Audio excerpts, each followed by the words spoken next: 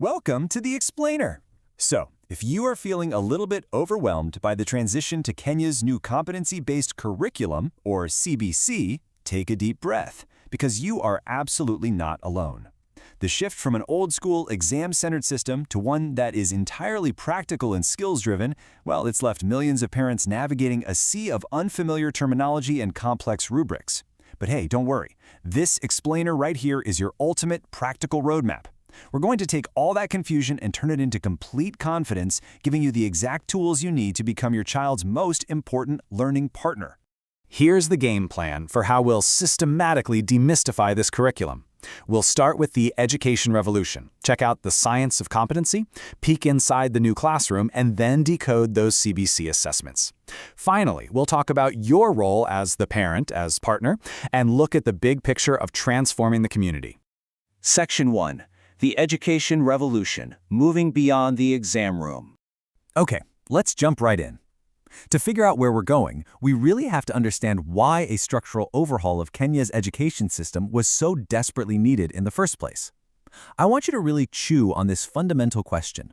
What if schools stopped asking what students know and actually started asking what they can do? Think about it. For decades, the old system was obsessed with knowledge, memorizing facts just to pass a high-stakes exam.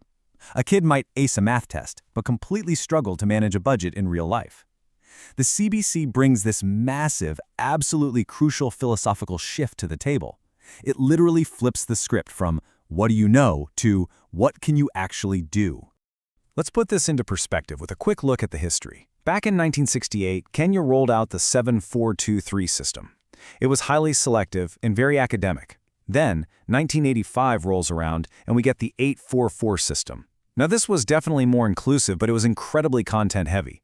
It created these massive bottlenecks where graduates were stepping out into the world totally unprepared for modern economic realities. And that brings us to 2017, the dawn of the 2-6-3-3-3 system, built from the ground up to be competency-focused rather than just cramming content.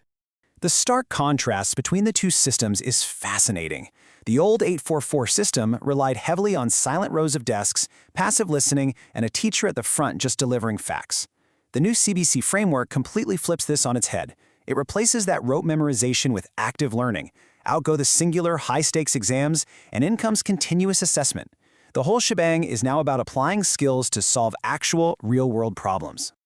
Section 2. The Science of Competency. Why children learn differently. Now, it's important to know this curriculum shift isn't just some political whim. It is deeply, deeply rooted in evidence-based pedagogical science. Take Jean Piaget's theory of constructivism. It beautifully proves that children do not just think like many adults, and they definitely don't learn by just sitting there passively receiving information. No, they learn by doing. A hands-on experiment builds a far more intuitive, lasting understanding of something like gravity or friction than just reading a dry paragraph in a textbook ever could. Building right on top of that is David Kolb's experiential learning cycle. This shows us the exact proven process of how CBC projects foster that deep understanding. It's basically a four-step loop.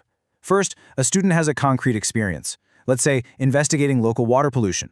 Then, they reflectively observe what they actually found. Next, they abstractly conceptualize why on earth it's happening. And finally, they actively test a solution. This cycle spirals them right toward true, lasting comprehension. It's like a giant puzzle coming together. And through that hands-on learning cycle, the CBC targets 7 cross-cutting competencies. Every single child needs to develop these to actually thrive in the 21st century workforce. We're talking about communication and collaboration, critical thinking, creativity, digital literacy, learning to learn, citizenship, and self-efficacy, which, by the way, is that vital belief in yourself to push through when things get tough. You can't memorize these things, right? You have to practice them. Section 3. Inside the new classroom, learning by doing. So what does this actually look like in practice on a typical Tuesday morning? Well, the biggest takeaway is this. The teacher is no longer just a lecturer standing at the front of a pin-drop silent room. The teacher is now a facilitator. Their job is to guide inquiry, ask open-ended questions, and create the exact perfect environment for students to construct their own understanding. Because of this massive shift, daily classroom dynamics are totally different now. Those isolated work-by-yourself tasks replaced by group work, which builds those essential collaborative skills modern careers demand. Endless worksheets are swapped out for rich, multi-day projects.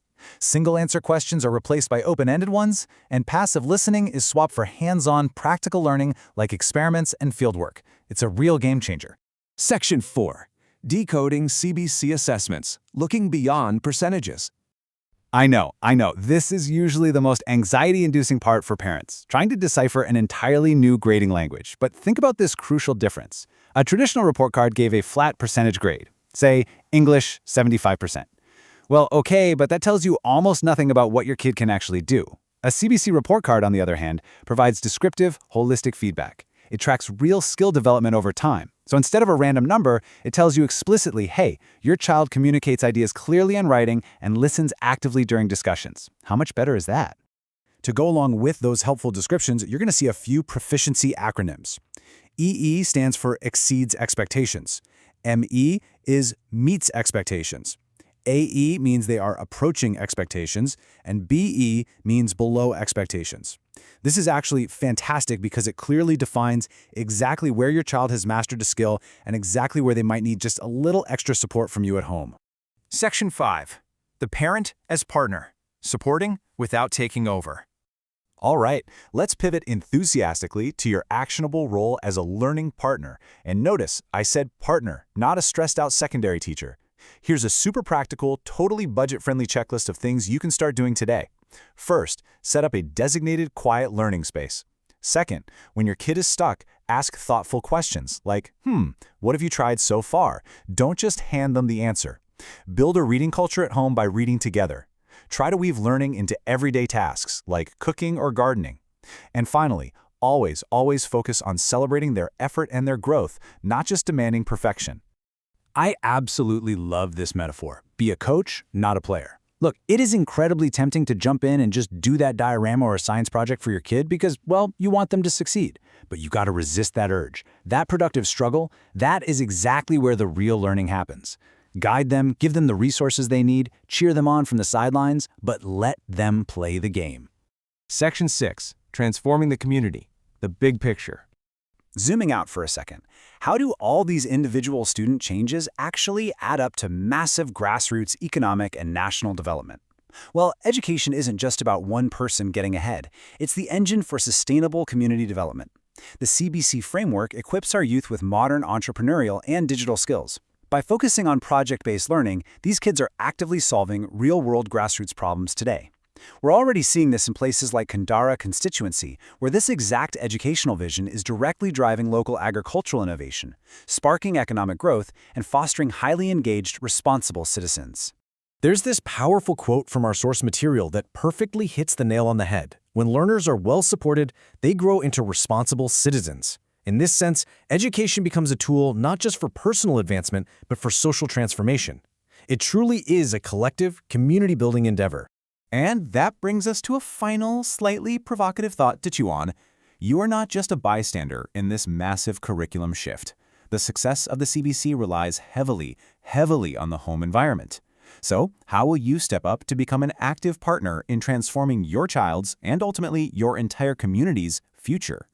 Thank you so much for joining me for this explainer. I really hope it has empowered you to embrace your new role with total confidence and excitement.